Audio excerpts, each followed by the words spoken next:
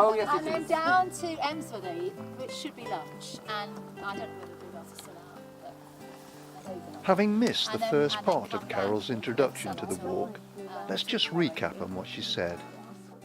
We're initially heading towards Black Hill, before turning and making our way to Smallacombe Rocks. From there, it's over to Holwell Tor, passing the disused quarry works on our way. We continue to Emsworthy for lunch. Following lunch, we turn and head towards Saddle Tor. Then it's on to Haytor Rocks and a visit to the Haytor quarries. Our route then takes us along part of the Templars Way and the Granite Tramway before making our way back to the car park. In the 1850s, the Duke of Somerset decided to erect a number of name boundary stones along Haytor Down to indicate the extent of his holding. All the stones received his initials DS, together with the date 1853 or 1854. The stones have a royal flavour: Prince Albert, Prince of Wales, and here Victoria. A new stone was erected in 2001, again called the Prince of Wales, which is a little confusing. Many of the stones are quite difficult to find, and we were quite lucky with this one.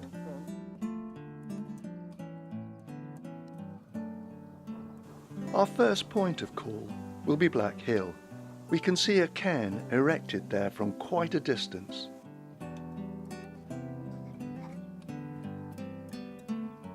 The route on the way is very scenic and the views are tremendous.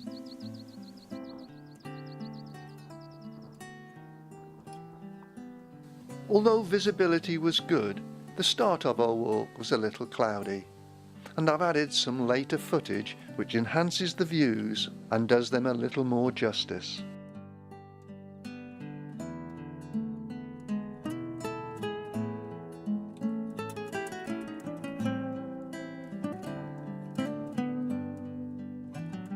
Dartmoor has numerous cairns, big ones, little ones, ancient and modern.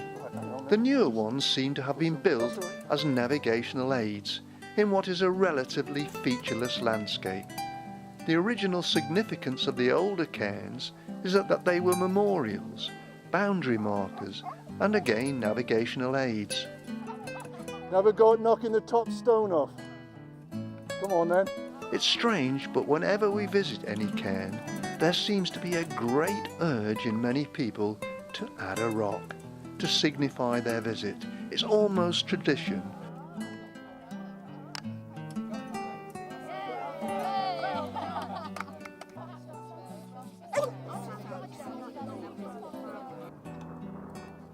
From this elevation, we can see Maniton. For me, it's a different angle on a familiar subject. If we pan around, we eventually come to Hayne Down. Bowerman's Nose is on the other side of the down and out of view. On the other side of us is the unmistakable and classic view of Haytor. And in the far distance is the cocoon shape of Castle Drogo.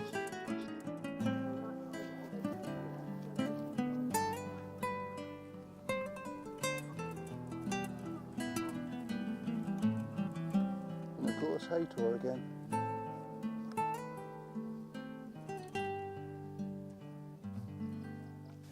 It doesn't seem to matter where we are on this particular walk. There are tors all around us. Sometimes it can be difficult to recognise some of them from the differing viewpoints, but very quickly it all falls into place.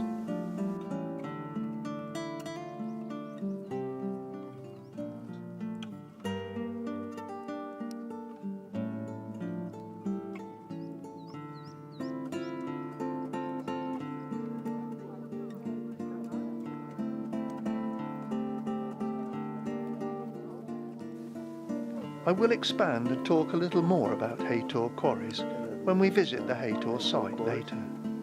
We have accepted these quarry sites as part of the Dartmoor scenery, but really, in my view, they're quite a scar on Dartmoor, and I think if quarrying was being applied for in the present day, it is doubtful it would even be considered. But now, of course, it's part of our history. I think at last the sunshine that was promised is starting to show itself. It seems to make such a lot of difference. And the sunshine allows me to get some nice bright footage.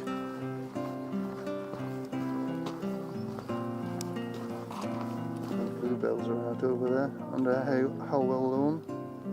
Bit difficult to see at the moment. We cross over the disused spur granite tramway that used to run from one of the Haytor quarry sites below Holwell Tor. I will talk about the tramway a little more later. We regroup on the tramway track before heading up to Holwell Tor.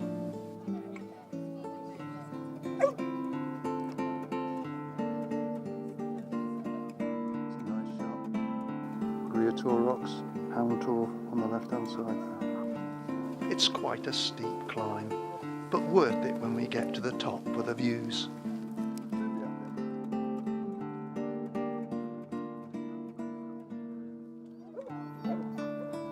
Holwell Tor.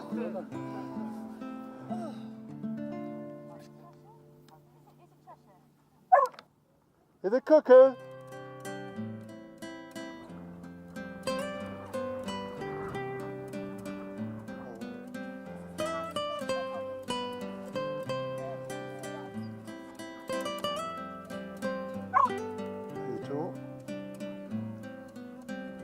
That's superb view again. When it's like this, it's fantastic. Some of the tours don't seem to have a name or form part of the residue of main tours, like these below Saddle Tor. We'll pass quite close to them later. Emsworthy is our lunch destination, and it looks like the bluebells are still giving quite a show. We'll see shortly.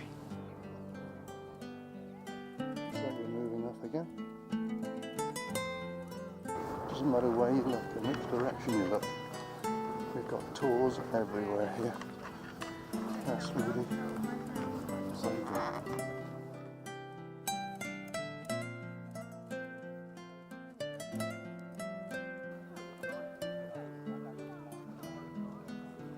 This is easy walking, and in the main the paths are quite well defined and easy to follow.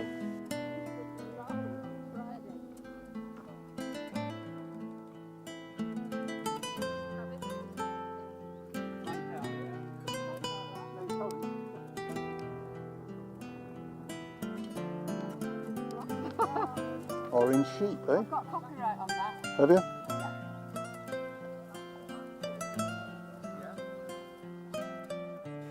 Approaching Emsworthy, and you have to literally pick your way through the bluebells. Always gives me a buzz. Although they've started to go over, they still make quite a sight.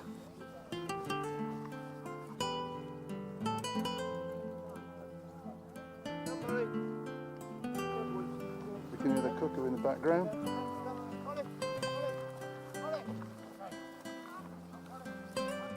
Although I don't think the belted Galloway cattle are that impressed.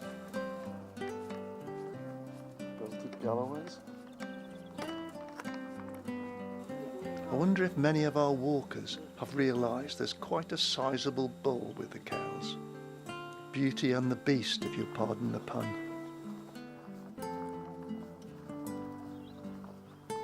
Oh, lovely bluebells.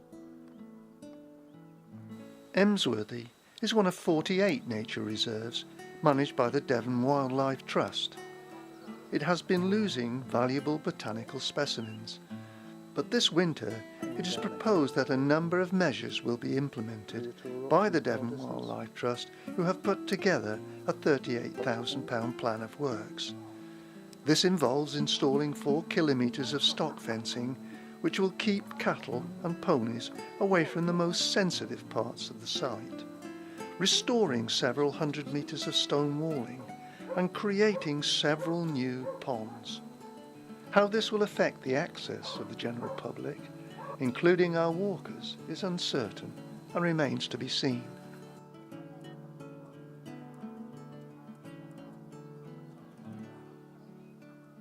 As you would expect, there's plenty of people taking photographs of these bluebells.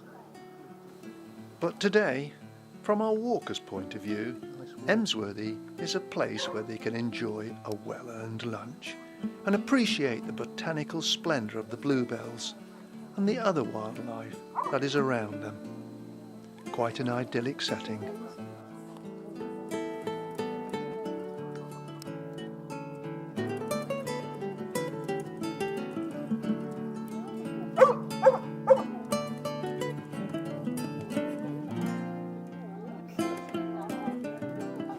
I suppose when the Devon Wildlife Trust carry out their proposed measures, interacting with the animals here may be a thing of the past.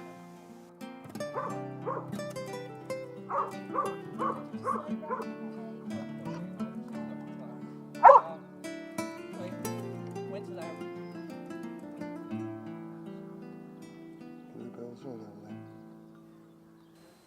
The barn here is also a shelter for another not so common bird nowadays, the barn owl. A barn owl box has been provided within the barn area on the other side of this building, and I'm told contains a number of chicks.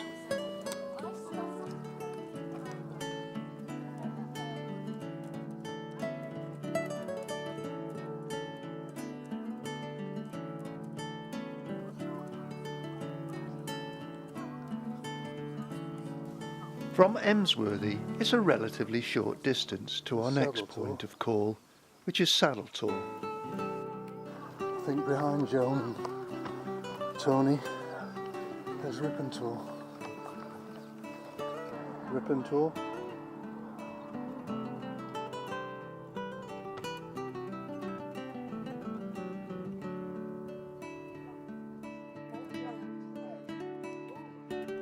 Once through this gate, for the next couple of 100 yards or so, we have to walk alongside the road before making the climb up to Tor.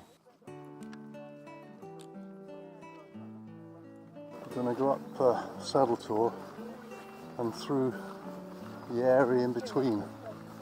Over the saddle, I suppose you could call it. I've been past this tor, around it on both sides countless times, but never over the top. This is a first for me. But before that happens, a number of Dartmoor ponies and foals have decided to feed close to the pathway leading up to the tor, drawing many oohs and ahs from our walkers.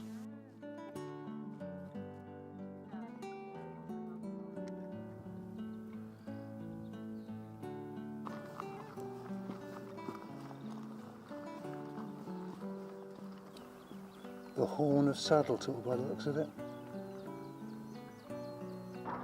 Whichever tor I visit, there is always a wow factor. These huge lumps of granite have been weathering for thousands of years. But they are so impressive and will continue to be so long after we've all departed.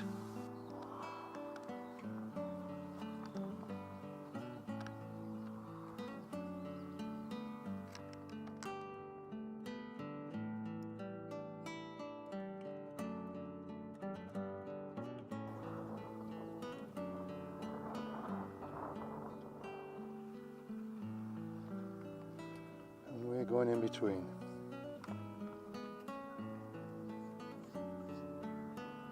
As well as the bluebells, this time of the year it's also the hawthorn or may blossom which comes into its own. It really does look quite fantastic. May blossom.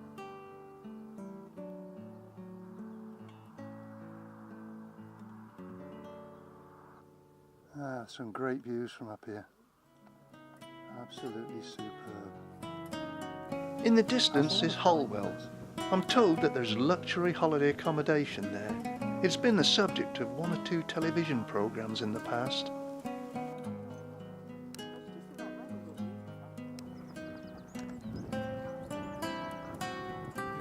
This is one tor on the moor which everybody seems to know, and it really doesn't matter what angle you look at it from.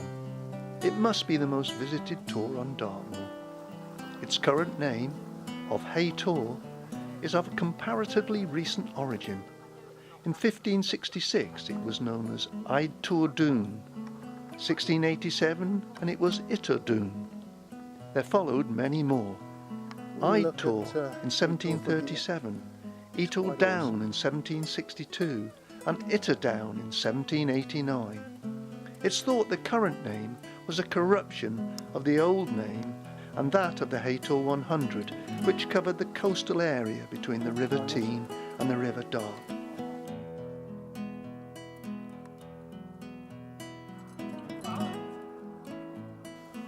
This is also a favourite place for cliff climbers to practice their art. Not for me though. It looks a bit precarious, even though I'm not too bad on heights.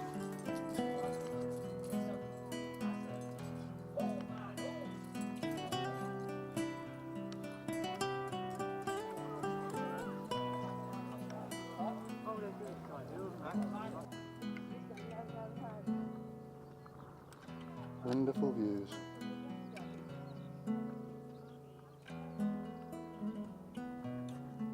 In the 19th century, steps were cut into one side of the Tor and a metal handrail fixed to allow tourists easier access to the summit. But this didn't go down too well at the time. In any case, the handrail was removed in the 1960s due to rusting. The stumps of the uprights are still embedded in the rock.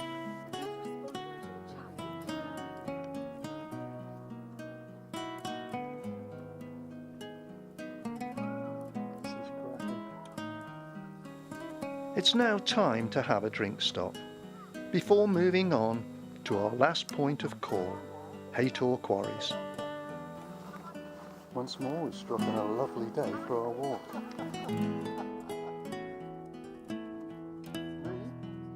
I'm a nice person, Tony.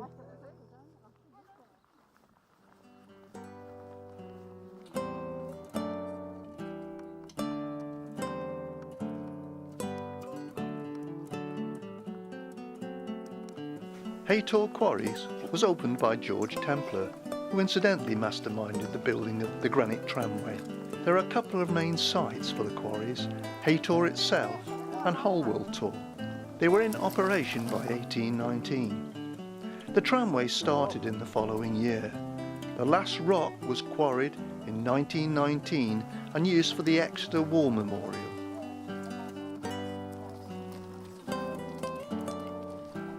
The quarry here is now flooded, but on the left-hand side you can see the remains of a crane.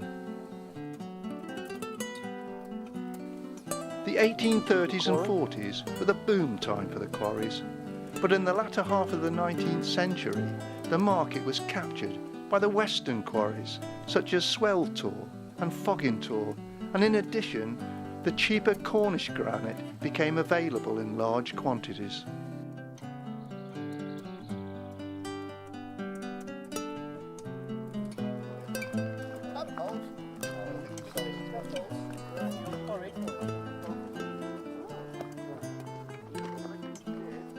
The granite railway ran from Haytor Quarries down to Ventiford, where it met the Stover Canal, a distance of approximately 10 miles, with a falling vertical drop of 1,300 feet.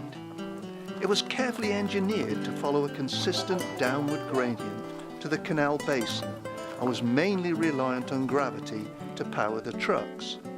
At appropriate positions, points were provided. The trucks were diverted using a metal shoe which levered the wheels over in the desired direction. There was no brakes on the trucks, and where braking was necessary, it relied on long poles being levered against the metal wheels. Teams of horses were used, although this was mainly to pull the empty trucks back to the quarries. We're back to the car park. It's all free, as you know, Tom. Hello. Too long now before we get to the cars.